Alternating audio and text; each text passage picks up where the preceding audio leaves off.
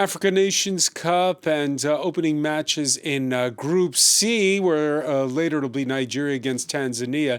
In that group, DR Congo opening its accounts with a 1-0 win over the Squirrels of Benin. Let's cross to France 24's Selina Sykes in the Moroccan capital, Rabat. Tell us more.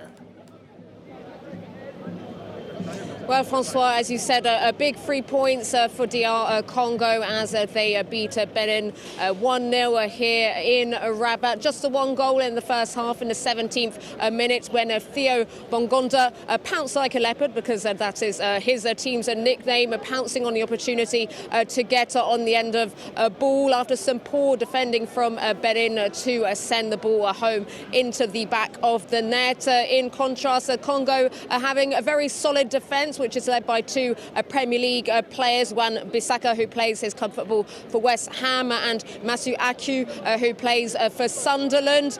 In the second half, Congo had a goal ruled out for offside, and there was a bit of controversy in the 58th minute because Benin thought that they could have claimed a penalty, but the referee had to call over both the captains to explain that the VAR wasn't working at that moment in time, so they might be feeling a bit done by after that. Though Congo obviously wrapping up that 1-0 win. They could have maybe finished the game off with a second. They came very close with Bamu Apu getting just one shot pass just past wide off the far post. But that's a very big 3 points for DR Congo in this Group D, because obviously who is in Group D? The Lions of Teranga, the other big favourites in this competition. Senegal, who have just kicked off shortly ago for their first match in Group D. So a big 3 points for DR Congo as they'll be facing Senegal next, who have just kicked off against Botswana, who obviously have a team of big stars like Sadio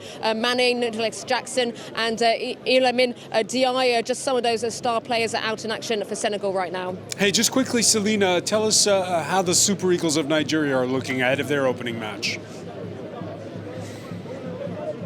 Well, Francois, we have to put them up there with the big favourites too, because obviously they reached the final of the last edition of AFCON, losing out to the winners, Ivory Coast. In that last edition, they're obviously led by their star striker, Victor Osimhen, who'll be looking to maybe be a contender for the Golden Boot here in Morocco. And they have a point to prove, don't they, Francois, because they failed to qualify for the 2026 World Cup, losing out in those African playoffs after failing to top their group in qualifying. So a point to prove, and they'll be opening their AFCON campaign against Tanzania later on.